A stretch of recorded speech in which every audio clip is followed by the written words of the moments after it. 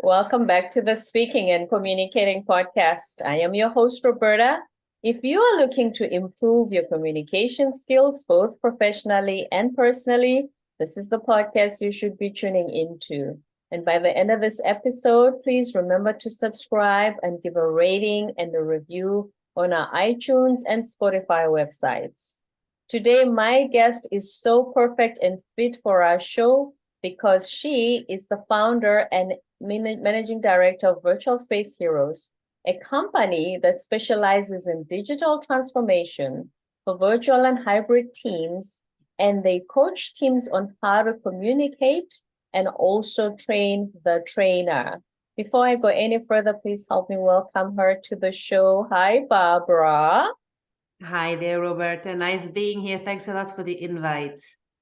Thank you for being on our show. Yes, when I first met you, we were on another webinar. I said, oh, no, look at what she does. She's perfect for our show. So welcome. Please introduce yourself. Well, as you said, I'm the founder of Virtual Space Hero, and we have been working for the past decade with organizations from across the globe on the topic of virtual teams, collaboration, digital transformation projects, and so on. And my background is indeed from academia. So I have been a professor and a researcher, research team lead, working on the topic of new ways of working. And I think I started doing that in 2010, 2011. My first research project about new ways of working and new ways of learning was launched. And since then, I have been eager to understand, what do companies need to work together in a more effective and productive way where people from across the globe can connect in global virtual teams. And well, when the pandemic hit, my business, of course, exploded, as you can imagine. And we have been since then, and also before that, working with companies from across the globe on this topic. Because I'm about to ask, how did you have the foresight that the world was going to go in a direction where most of things are now virtual? It's funny. Indeed, it was not really me starting this project, but I was invited by a practitioner platform in Austria to join them as a research consultant on a project that was about new ways of working. And so we were developing with them together a model that was measuring the degree of maturity. So how well is an organization equipped for new ways of working, for flexible ways of working? And they invited me. We developed the model. We had a framework. We tested it. We empirically validated it. And then we used it to measure organizations, to audit organizations, and work with them on the topic of new ways of working. Because here's the thing, even before the pandemic, remember, companies have different offices in different countries. You know, they'll have the head office in one country and they'll have branches in different countries. So we used to have these video conferencing calls of you're in South Africa talking to your office in London. And now we had to adapt, obviously, during the pandemic. Is that when you guys started this project? Oh, we did it way before, because what we were looking at were, in general, flexible ways of working. It was not only about global teams, but it was in general about flexibility when we work in our organizations, which means flexible also whether I'm an Austrian Vienna headquartered company. Most of my employees are from Vienna. There still was already 10 and 15 years ago a lot of research on why flexibility in terms of allowing for where and when to work boosts productivity. So we were in general looking at the flexible aspect of collaboration in our organizations. And as I like to say, the future of work is choice where and when we work. Whether we're a global company or not, it doesn't matter. And so we started in 2011 with our research project, but there has been literature and academics and practitioners around this topic for decades already. The future of work is choice. I like that. And that's where the digital space kicks in as well, because not just the fact that you have a choice on how you work for an organization, but that work is becoming redefined, wouldn't you say? Absolutely, absolutely. And I think it's not only that it's more human-centered, the way that we should approach leadership, organizational tasks and stuff like that, but it's also about the way that we provide our employees with more autonomy and choice, as we like to say, on when, how, and where they work. And so there are really fundamental changes going on that have been massively spread it over the globe in the past 3 years due to the pandemic, of course. Yes. Mm-hmm. So we have more choices. Now, when it comes to virtual and virtual teams, let's talk about the virtual environment. When so many screens are facing you, and you are either the presenter or the facilitator for that meeting, what are the 2 or 3 main things that you need to be prepared for in order to run as smooth a meeting as possible? I think, Roberta, that's an excellent question, because in general, meeting facilitation is a topic that is totally underrated in our organizations. And it's not only about virtual meetings, because in general, we do see that research shows us that only 20% of managers have been trained in how to run and design and facilitate an effective meeting. So if only 20% know how to do a meeting well, imagine how those numbers are when we talk about virtual meetings. So I think for virtual meetings, particularly, as we do know that people are much easier distracted, right?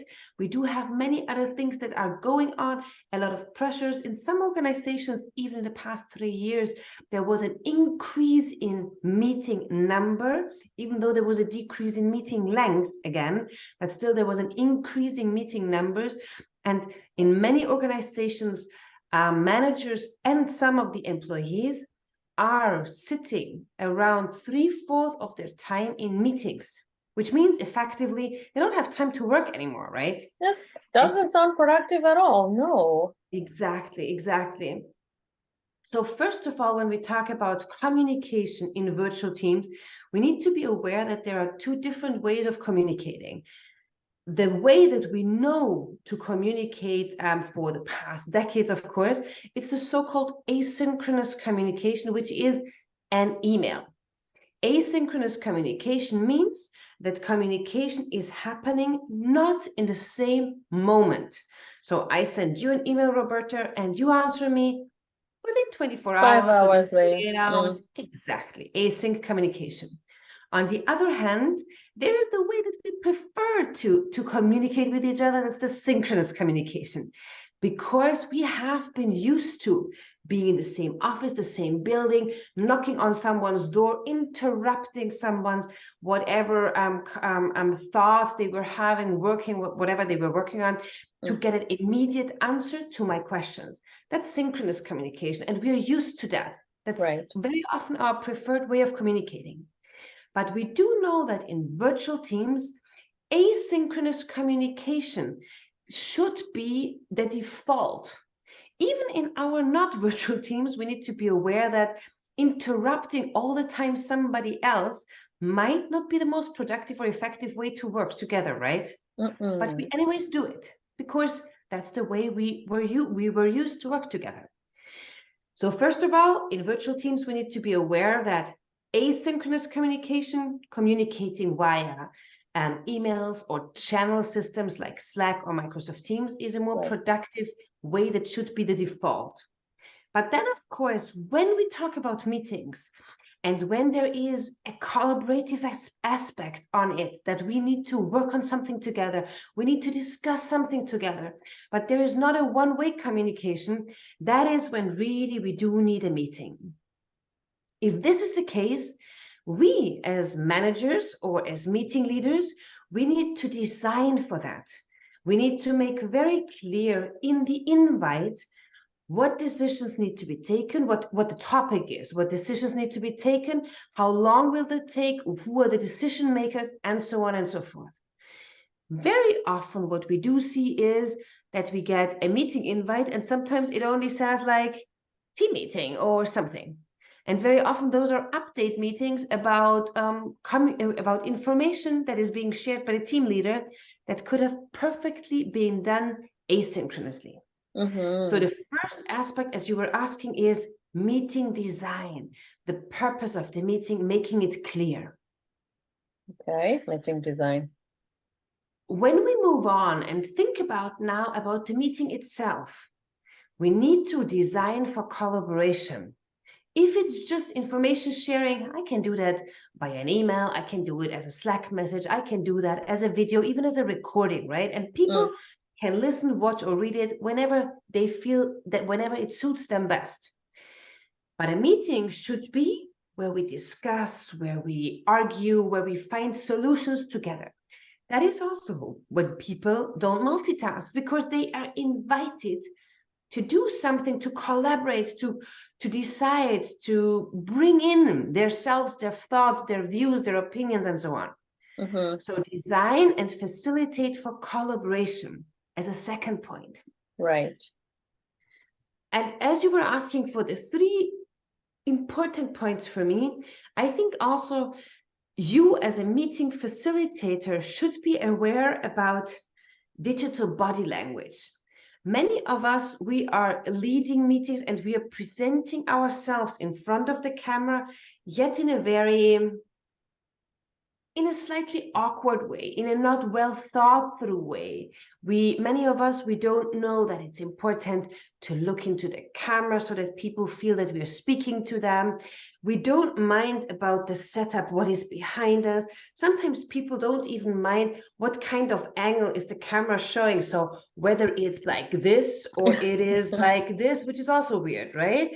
So all these small things that help your colleagues to sort of concentrate and feel that they are valued, because they feel that you are presenting to them, you're talking to them, and you are setting up also all the context so that they're not distracted by, I don't know, whatever is in your background, right? Right. It helps a lot in your meetings as well, and to be to come across professionally. So I would say those are the three things that, if you ask me, I would encourage everybody to think more deeply about. Very good points, Barbara. Quick one about the camera. So right now, I'm not looking at the camera as much as I'm looking at your face. Because since you're communicating with me, I want to pick up on your body language, your passion about what you're talking about. I'm looking at your face. When you are looking back at me while talking, do I look like I'm looking at you or the camera, or that I'm looking in a very hard angle?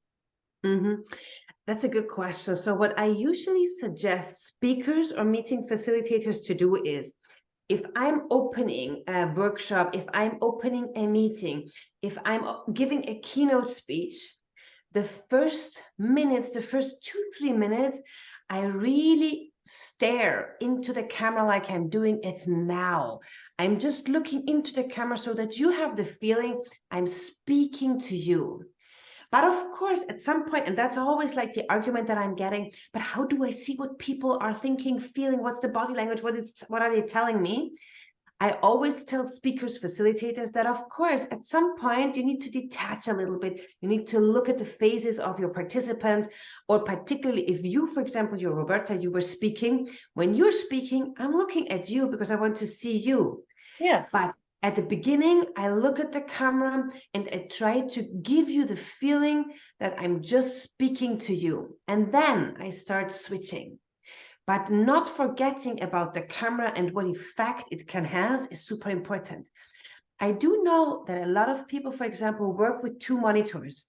I personally rarely work with 2 monitors.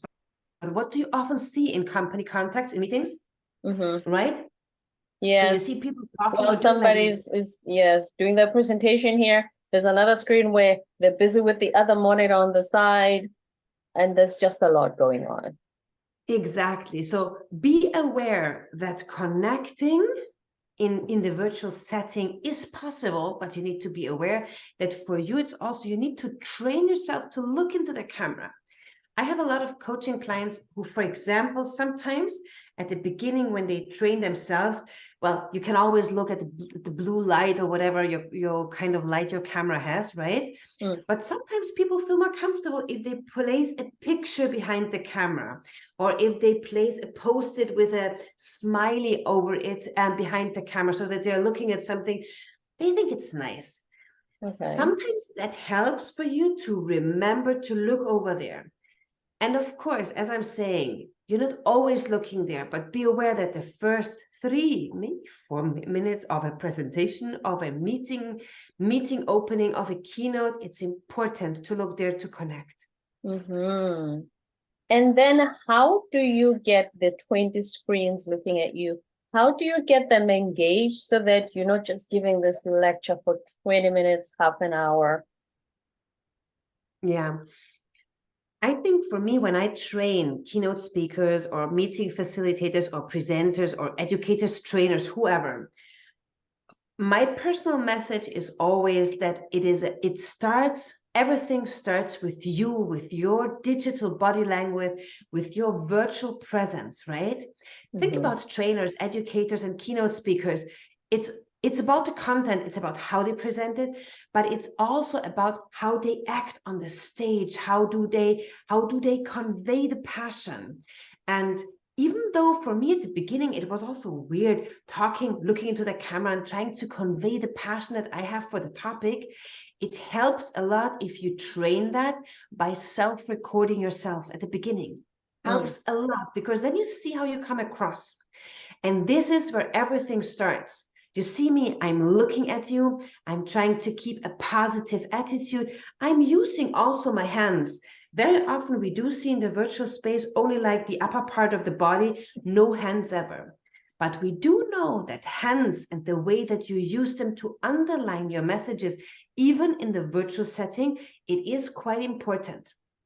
Of course, in the virtual setting, we need to be aware of one thing, right? So if we're too expressive with the hands, we only have this small You window, might right? even block the camera. Totally. That also happened to me. I still remember years ago, it happened to me when I did one of my first webinars, and I was trying to be interactive and engaged. And I'm used to big stages, so I was using a lot of gestures like this. And well, of course, this was making my participants slightly nervous because I was covering my face. It could make them even like, oof, it's too much, overwhelming. And of course, what happens is the closer my hands go to the camera, the bigger they get. Yes. So keep your hands with yourself, which looks slightly weird from the side, right? If you're talking like this, but that's the way it is. Keep your hands for yourself, fingers closed. That's the same as with a normal presentation, and smaller gestures. Smaller gestures. Keep your hands. Yes, because I've seen, sometimes or somebody will take their thumb and then bring it closer to the camera. And look how big my look how scary that is for you. And also, don't forget, even in the virtual space, we have some sort of personal distance that we'll feel comfortable with. The closer I get to the camera, the more participants might feel uncomfortable with me approaching them, even though it's just a virtual space. And don't forget that for you as a speaker also, being as close to the camera can be more exhausting. So keep this hand length at least to the camera, or even more. The farther away the camera is, the more you can use your body to interact with the audience. If you stand up, for example, or if you use the computer like I have it now, farther away, you can show yourself more and use more body language. That depends a little bit on how you like to be present in a virtual setting. That's for when you are speaking. What about when you are facilitating a meeting or a workshop? How do you get everybody else engaged so that they don't start to feel like this is a lecture? Yeah. And as you're saying, that's exactly the point. It shouldn't be a lecture. Even a lecture shouldn't be a lecture, right? Because we do know that you don't want to take me back to my university days. Totally. There is one great quote that I always like to bring up at this point. The one who is doing the talking is the one who is doing the learning. So I like A that. lecture is not very effective because we do know that people don't learn by listening. So what I would always encourage is, and that's also in our train the trainer courses or train the meeting facilitator courses, what we encourage people to think about is how can they create purposeful interaction. And with that, I don't mean that every 10 minutes we need to send our participants into a breakout session, because there Yeah. are many, many other ways that we can create interaction depending on the size of the workshop that I'm, or the training or the keynote that I'm giving. So even my keynotes that I'm sometimes talking in front of 400 people in Microsoft Teams, I always design them as interactive as possible, just using the chat or reactions or emojis. You know, people can just by, also like here on Zoom, just by asking them to give me sort of an emoji that we can then sort of see in all the windows, it is already an interaction and creates engagement. And when we talk about creating engagement in any kind of workshop, but particularly virtual settings, I would always recommend, as a rule of thumb, maximum 7-8 minutes without any interaction. Always plan for interaction. And as I said, if it's just like clicking the button of a reaction emoji, asking them to give me a thumbs up if they agree with a proposal that I'm doing, that's already something where participants need to sort of move to the keyboard and do something. It can be a quick interaction that is via a chat, yes or no. It can be a reflection activity where participants are getting 6 minutes to reflect by themselves on a topic while everybody is working on a Miro or mural board or any other whiteboard tool. But it can be always also just in the big room. If I have 300 participants, if I don't have a lot of time, I don't send them into breakout rooms, but I rather use the tools that I have at hand, like the chat or the reaction buttons, or in Microsoft Teams, for example, you can also use stickers or more fun stuff there at the end of a meeting, right? Yeah. And to create a reflection question on the topic by using those features of platforms. Of course, if I have time in longer workshops, I do use breakout features so that also there is some sort of social peer learning happening among the participants. We do know that not everybody feels comfortable speaking up in front of a big group. So the moment that you have participants that don't feel comfortable speaking up in front of the big group, they might not be as interactive if you ask in the main room people for their opinion. But if you send them into smaller breakout sessions, into smaller breakout rooms, we do know that the louder voices amplify the lower, the softer voices. Right. And that's really a very nice activity. And therefore, I always encourage to look at liberating structures. The webpage is liberatingstructures.com, where you can find a lot of facilitation techniques, and among them, the 1-2-4-all technique, which means don't throw participants, not even always into breakout rooms of 5, because sometimes not everybody is prepared from the main room to go into the breakout room and then immediately discuss something. Sometimes it's just more effective to have them reflect or brainstorm by themselves, 1, send them into pairs, 2, then encourage them, change again the breakout rooms into 4 people breakout rooms. That's the 4. And then in the main room, back, discuss and synthesize what came up in the different in the different breakout rooms, for example. It's 1, 2, 4, and all. And that is really a nice way of creating interaction, where you make sure that even those who don't feel comfortable in bigger groups are having the possibility to speak up. 1, 2, and 4. 1, 2, 4, and all. Okay. What was the website again? Sorry, Barbara. It is liberatingstructures.com. Liberatingstructures.com. 1, 2, 4, and all structure for breakout rooms. Very brilliant idea. Now, speaking of the chat, is it distracting if you have a facilitator, and then somebody in the group virtually just makes a comment, because I've been in those where they just make a comment. Sometimes they're just encouraging or they're saying something sweet, which there's nothing against the statement itself, but is it a distraction, or should they wait for facilitator to say any comments, any questions, and then everybody jumps to the chat? Do you feel that people who do that while somebody's speaking, and even if they say something kind, is it a distraction? Oh, that's a really tough question, Roberta. I personally, as a speaker or as a facilitator, I prefer people to put their questions in the chat when the questions come up, because otherwise they might be forgetting them. If I'm using Microsoft Teams or WebEx, in WebEx, they have a personal notepad, so I encourage them to use that function. In Teams or in Zoom, they don't have that. So I usually ask them, please post the questions whenever they are into the chat window, and I will pick them up. But I decide when to pick them up.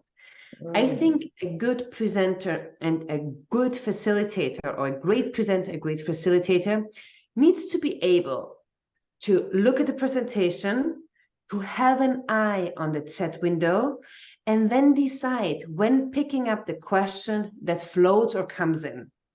So I never sort of stop my conversation flow or my argument and say like, there's a question coming in, because that's like, what? Okay, no, it doesn't make sense. Right. I finished my thought, and then while, of course, that means I need to be pretty multitasking, right? Finish my thought, looking at the audience, quickly checking, quick reading the question that comes in, and then decide when I pick it up. I tend to pick up the questions when they are still sort of hot questions, but I also always embed them in my argument, in my communication flow. And I think this is pretty important, because I always get the feedback that it is very engaging if the question is like, oh, and for example, I'm talking about the camera angle and how important it is to look at the camera. And then I'm picking up like, oh, and there is Roberta asking what kind of camera would be the best for this. And I would love to answer that, because I would recommend camera XYZ. And I tend to always even use the name. If it's not too many questions or too many people, I use the name of the person who asked the question, because also that creates a personal connection between me, the speaker, the facilitator, the trainer, and the audience, the participants. So it doesn't mean just set a specific time and say, okay, now put your questions in the chat, I'm ready. It doesn't have to be as robotic as that. You like you said, it is a multitasking exercise. Yeah. I think the bigger the group, the more frequently you have a co-facilitator, somebody who helps you manage those questions. Right. And this is important, yes. Can you then last tell us about the Train the Trainer program from your company? What it is that you guys do for organizations?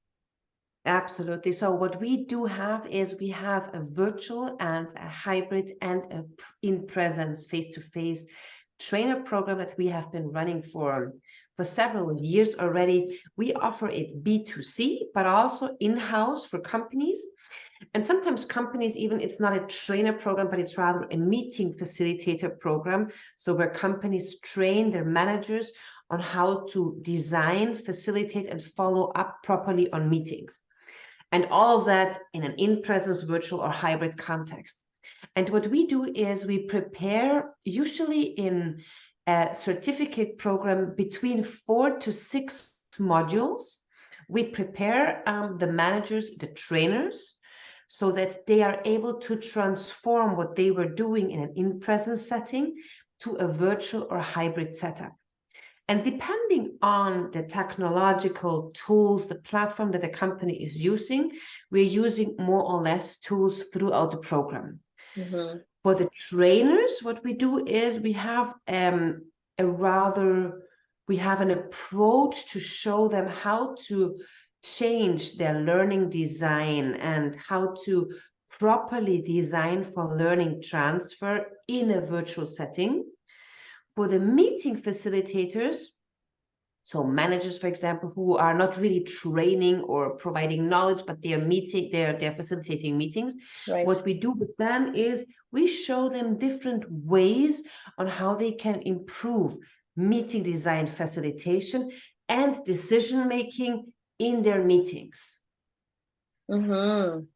And the decision making, like you said earlier when we started, is that do you assign who's going to do what at the meeting prior in order to save time, and what decisions are going to be made upfront so that people know what is expected, because things like let's take the first 5 minutes for everybody to introduce themselves, or then the next 10 minutes everybody must tell us where they are in the project, things that you feel like could have been covered before or shared on Slack instead of wasting meeting time.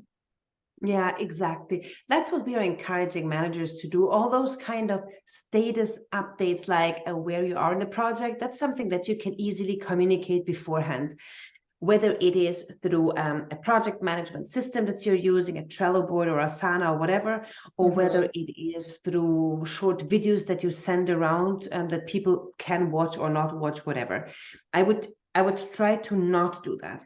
Instead, I would try to always, particularly if you're working in a virtual team, I would always try to have at least a 5-minute social check-in. And that can be very different. Like it can be depending a lot on the team size, on the company culture, but I would always focus on that. Maybe not where you're logging in from, but can be also a fun thing, but something fun and personal to share with the team to create and keep that bond in the team and the personal connection. So I do think that this is pretty important. I'm working in a team with 2 more colleagues, another one from Spain and from Austria. And sometimes our social check-ins, they take up even 20 minutes. And that's like, yeah, sometimes that's really like 1/3 of the meeting time. We do a lot of work asynchronously, but we are strong believers that our team has such a strong bond because we do invest a lot of time on the team building at the beginning. And yes, indeed, what we also know is we need to be very explicit on what is the topic or the topics of the meeting and what needs to be decided upon and how long do we want to assign discussion time for each topic. And I do believe this is very important. In many teams, this is just not happening and meetings are overrunning. Then people are getting nervous, people are starting to multitasking, and people need to run or log out, log into different meetings, and which is just not nice. It's creating stress and workplace burnout. And chaos, just complete chaos. We used to have that as well, where you would have the agenda and we'll have this item, we're going to do it for 10 minutes. Item number 3, we're going to discuss this for 5 minutes. I think it should be about as clear as that, because you have this conundrum of, should we check in? Are we micromanaging if we check in? Should we do the meetings as often as you said earlier? So I think there's just a lot that they need to juggle. Last words of wisdom, Barbara Covarrubias. Last words of wisdom. What in particular would you like to talk about? What would you advise teams going forward? Because it looks like virtual is not going anywhere anytime soon. What would you advise team facilitators and those who facilitate meetings in how best to run these meetings, virtual or hybrid? Yeah, well, I think for both topics, whether it's virtual or hybrid meeting facilitation or virtual or hybrid training workshops, I really believe that it's time to upskill. And upskill means take your time to go through a program to really gather and train and reflect and get feedback on your practice. I do understand that many people believe there is not enough time in their workday and they rather just watch a 2 minute YouTube tutorial, but sometimes you're just lacking the feedback. Yeah. And always you can ask your team for feedback on a regular basis, but I think getting better at what you're doing is important to sometimes join a community, join a program, and really upskill by getting feedback and learning new skills that you will need. Virtual and hybrid is not going anywhere. We do see a huge demand, not only for virtual, but also particularly for hybrid, because hybrid will be the way forward for many organizations. And hybrid has some new challenges compared to virtual. So also here, look out for experts in the field, follow them, engage in other hybrid events to see and learn on what other meeting facilitators or trainers are doing, but also upskill seriously by taking a course. Excellent. Words of wisdom from Barbara Covarrubias, the managing director and founder of Virtual Space Hero, which does digital transformation for organizations, virtual and hybrid teams, and helps teams communicate. Thank you so much for joining us today. I'm glad you accepted the invitation. This was wonderful. Thank you so much, Roberta. Fantastic host, great conversation. Thanks a lot. My pleasure. Don't forget to subscribe, give a rating and a review on iTunes and Spotify, and stay tuned for more episodes to come. Before you go, Barbara, where can we find you on the interwebs to learn more about Virtual Space Heroes? You just connect with me, or on LinkedIn, you look out linkedin.com/Barbara CV, or you go to virtualspacehero.com, virtualspacehero.com, and you can find all the other social media links over there. Virtualspacehero.com, Barbara CV on LinkedIn. Thank you, Barbara. Thanks.